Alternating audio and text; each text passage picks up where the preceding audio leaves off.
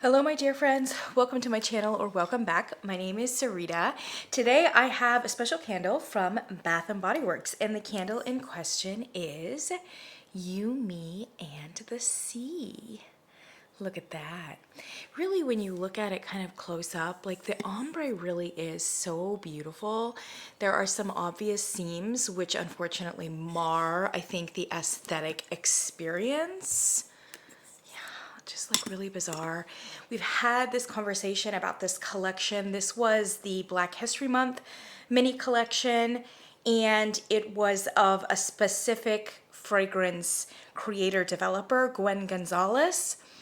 And they were designed by Katria Judkins. And unfortunately, I don't know if it's Katria or Katria, but either way, I suspect that this was not her entire aesthetic vision.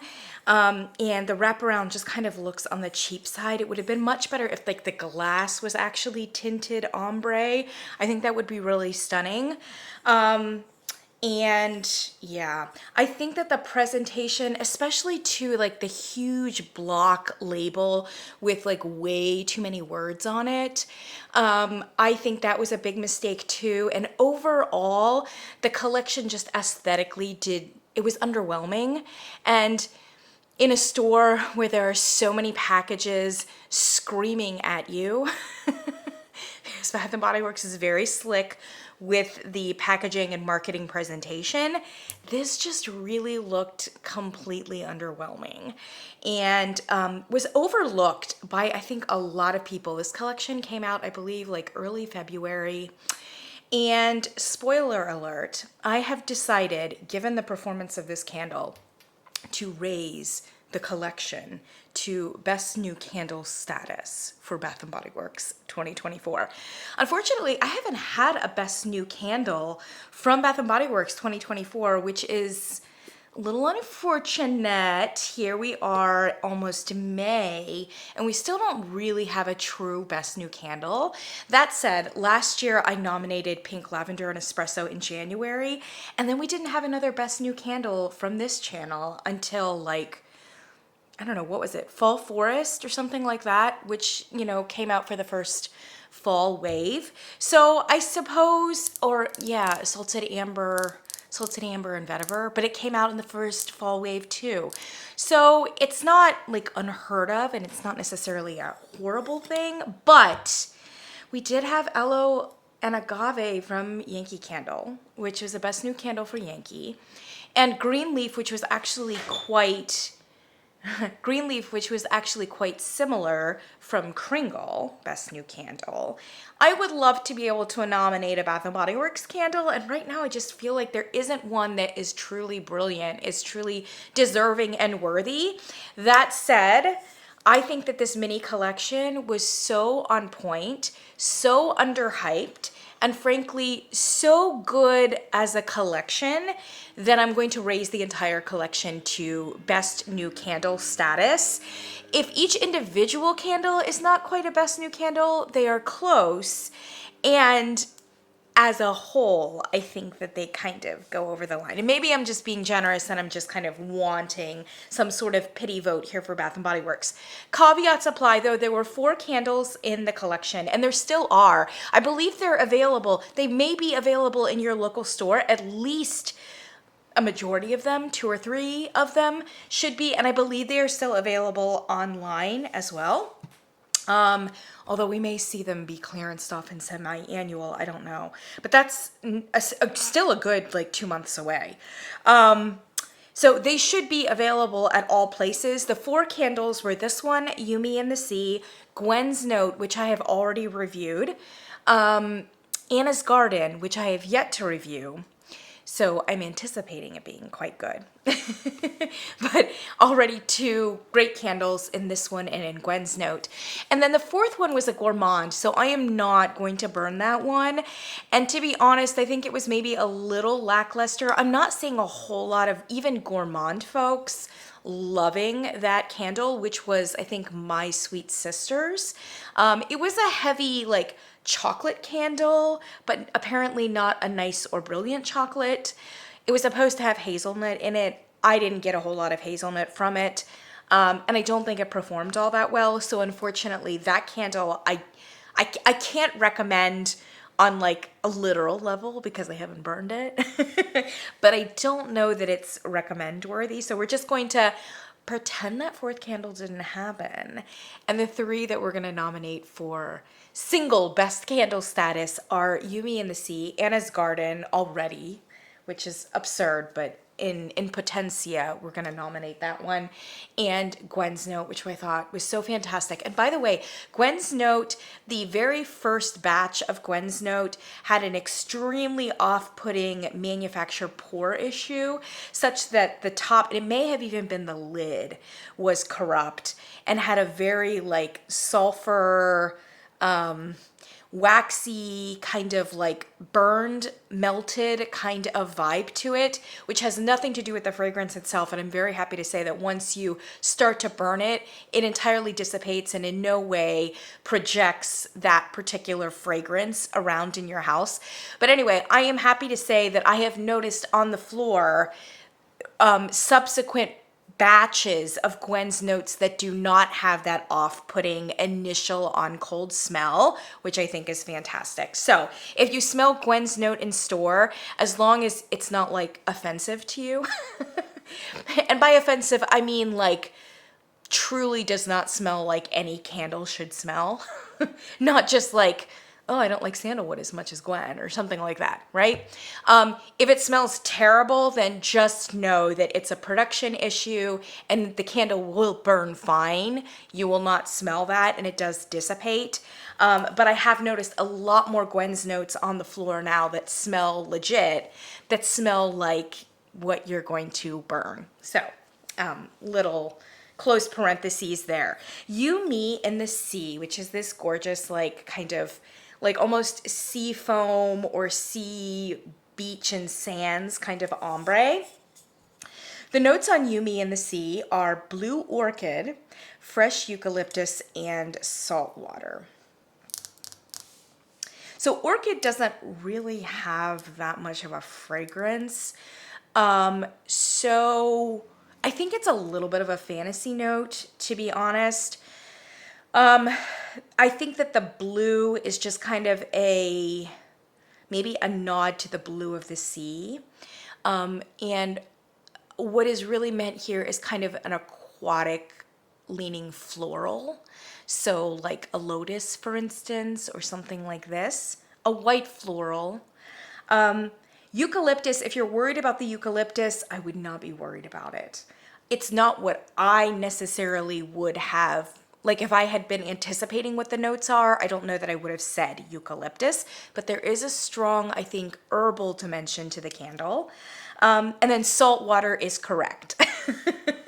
This candle does have a very strong, like briny ozone kind of smell to it. There's no question. Almost like sea air. I mean, it's really fantastic, especially on cold, but even upon it being burned, you get a really strong, briny, ozone, minerally, aquatic vibe, along with, I think, some aquatic leaning florals. The eucalyptus here, I think it's more herbal. So I burned this, by the way, all the way down to the wick clips. Toward the end, it started getting a little bit murky, just in terms of it really burned quite clean, you know? But I'm struggling to get, because there is some carbon residue here at the bottom. And while it's not an overtly fragile fragrance, it's not, I don't know that it stands up particularly well to carbon residue and like the soot of those particular wicks, especially as they get all the way down. But I didn't notice like the sooting throughout necessarily.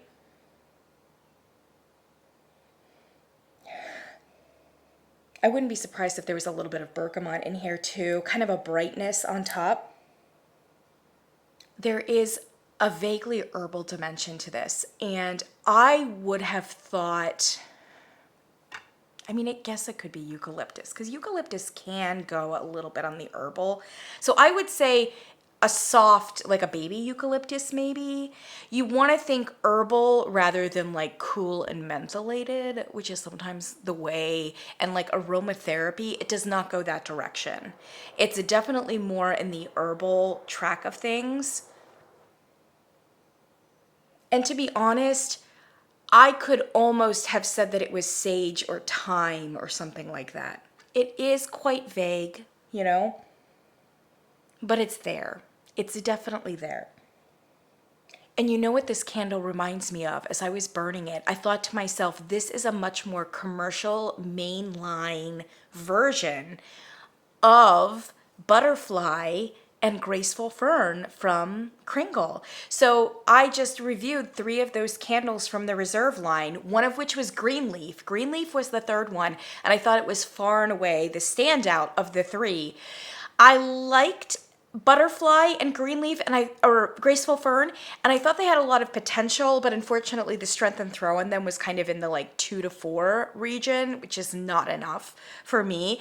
But there was a very unique and punchy aquatic herbal and kind of some warm and cool going on in those candles, and kind of in a super botanical way.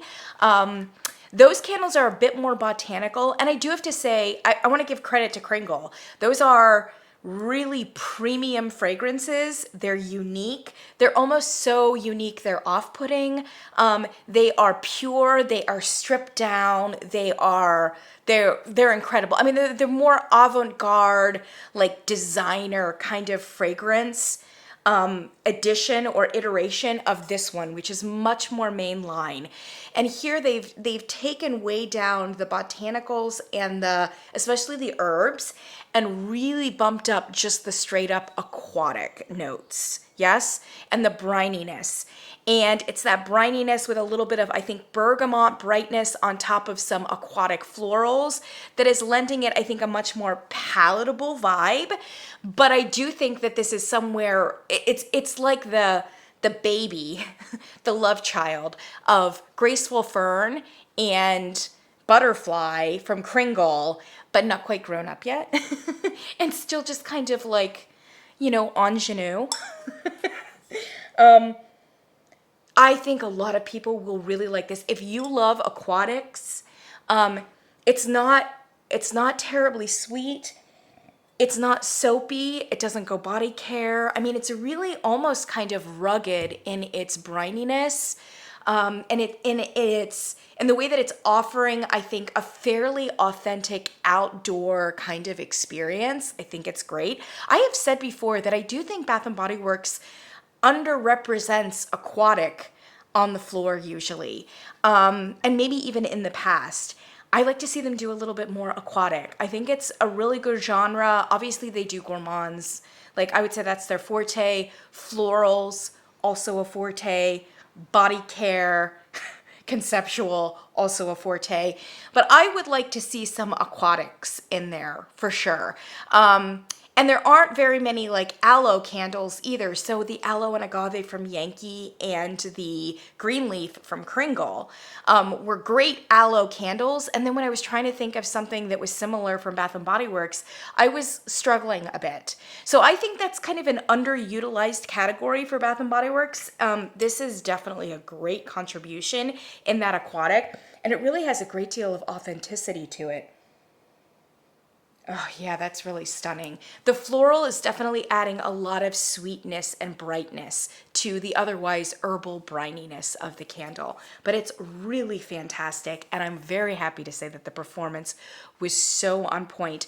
I would say that this candle solidly came in at least a 7, if not a 7.5 every time that it was burned. And friends, that's 7 or 7.5 in an open concept. I did not have to take this to the back bedroom. I didn't, because it was projecting and it was throwing in my open concept. So that's where it stayed the entire time. And it was giving me in the open concept at least a 7. At the very bitter end, I was getting less from it. It really started to kind of die in the last 2 or 3 burns, but I got a ton of burns out of this candle, and they were all, like I said, consistently high. So it definitely was stronger than Gwen's Note, for instance, which was definitely more of a master bedroom, master bathroom kind of candle, which I also very highly recommend. And between us, I would probably buy Gwen's Note over this one to repurchase, but frankly, I think I would repurchase either one of them. So yeah, if you're familiar at all with those 2 Kringle candles and you liked them, but you wanted a little bit more volume and maybe a little bit more simplicity, I think that this is great. It's streamlined, it's a little bit more palatable, backs off of the really kind of biting and aggressive herbs, and just gives you a really nice kind of outdoor sea experience. I could see you burning this at any time. It's a versatile candle. You could burn this anytime. I just don't think that it would make your cut for like fall or holiday, just because there's so many other like more appropriate candles for those periods. But I definitely think that you could, because of the herbs, because of the floral, because of the sea, you could pretty much burn this anytime. So if you bought it now, it would be an amazing summer burn, no question. So yeah, I highly recommend You, Me, and the Sea. Like I said, totally underhyped collection. Given the fact that I've gotten some strong performances from both Gwen's Note and from this, I think they're sophisticated scents. They're unique for the Bath & Body Works catalog, but still kind of within the main. Really great. And in a quarter where we have gotten very bad performance for the most part from Bath & Body Works candles, I can really recommend this one as being I mean, frankly, 7 and 7.5 was just kind of like standard for Bath & Body Works, and it should be. It should just be a given. Will it be an 8 or a 9 is really the only question that we should have. But unfortunately, in this quarter, I've had a lot of candles struggle to get anywhere near a 7. So grading on the curve, this is extraordinary for this year, but not grading on a curve, grading on a normal standard for Bath & Body Works. This is right within where it should be. Gwen's Note a little bit on the shyer side, but it's also a sandalwood lavender kind of fragrance. It is a little bit more of a soft, cozy conceptual, and I think genre and profile wise, it actually does make sense as more of a subtle kind of presence in like a master bedroom or a master bathroom. Yeah, but this one definitely had very decent strength and throw. And I think for many of you, depending upon the space of your house and your living space, you may actually find it extremely loud in terms of strength and throw. So really good. My final thought is, not only do we have kind of a cheapness here with the packaging, I do question some of the names of these candles. You, Me, and the Sea is fine. It's a little odd, but it's fine. But Anna's Garden and Gwen's Note are just so unique and so personal to Gwen Gonzalez, which I honor. But at the same time, if you don't have that backstory, it's kind of an odd. Gwen's Note just sounds bizarre for like a candle name. And like, what do you mean by note? Is it like a note that you write? Like, why is Gwen writing a note? You know what I mean? So if you have no idea who Gwen is, like, I just think that candle name is not really doing justice, frankly, to how beautiful the fragrance is.